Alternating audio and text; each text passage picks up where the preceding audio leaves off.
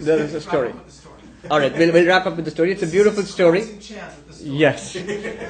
The question is, how would that realization fulfill all our desires? That is the question. Everything that we could have ever wanted in life, how does it fulfill our desires? The answer is in this story. Long ago, there was a king and a queen. Of course, every story begins that way. And they had a son, a prince, who was a little boy, 5 years old. And then one day in the court of the king and the queen, there was a dramatic performance. And in the dramatic performance, one of the characters was the Princess of Kashi. Kashi is a place in India, you know that. So, the Princess of Kashi, that was the role. And they wanted somebody to play the Princess of Kashi who was a little girl. They couldn't find anybody, but the cute little boy was there. So the queen said, you can dress him up as a princess and he will play the role of the king, Princess of Kashi. And that was done. And he looked so cute, the queen said, draw a picture of him, a painting. And they drew. There was no way of taking a selfie at that time. So they drew this painting and they wrote it below that, the Princess of Kashi, and so on and so forth. All right. And then the years passed and the king and queen got older. The prince grew up. And 15 years later, when he was 20, one day he was exploring his father's old palace, the old rooms and all. And he comes across this storeroom and he sees this picture with a cute little girl, Princess of Kashi. And below that, the date is given 15 years ago. So she would be around, he thinks it's my age. And he falls in love with her. And he comes back up, but he cannot tell anybody. He's shy. He can't tell his father or his mother. His father scolds him, and his mother keeps on asking him, what's wrong with you? Why don't you eat? Why don't you study? Why don't you go out hunting like all other prince is supposed to do? All the princely things are supposed to. You're not doing anything. But he's too shy to tell them. Finally, inevitably, the old wise minister comes and says, what ails you, prince? Tell me. And so he mumbles that, well, the Princess of Kashi, I've fallen in love with her and I want to marry her. And I will not marry anybody else. She's the one for me. The minister says, oh, very good. Where did you see the Princess of Kashi? Oh, I haven't seen her. You haven't seen her? No, I've seen her picture. Her picture? Where did you see the picture? Well, not her picture as she is now, but as she was 15 years ago.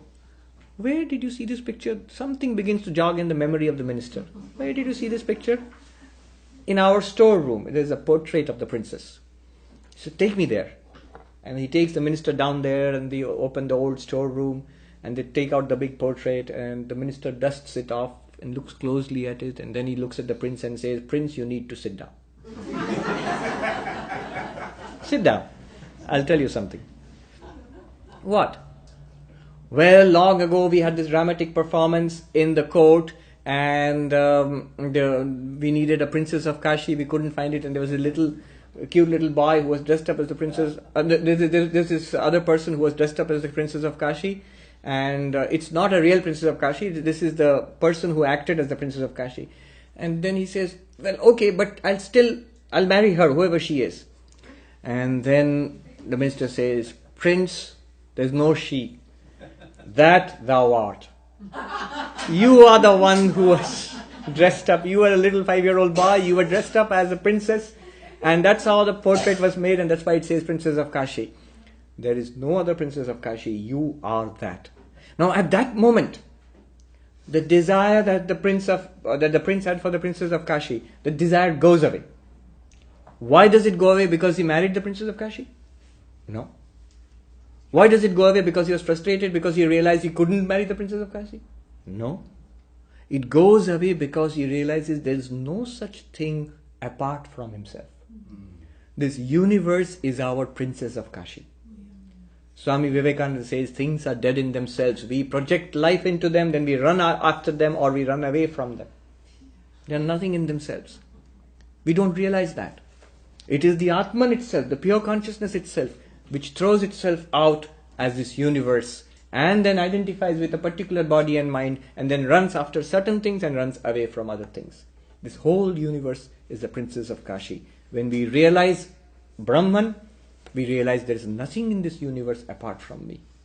one with everything that exists, ever will exist, whatever existed. And that is liberation. That's when the individual soul, wandering from life to life, from birth to death, stops that wandering, stops this limited journey.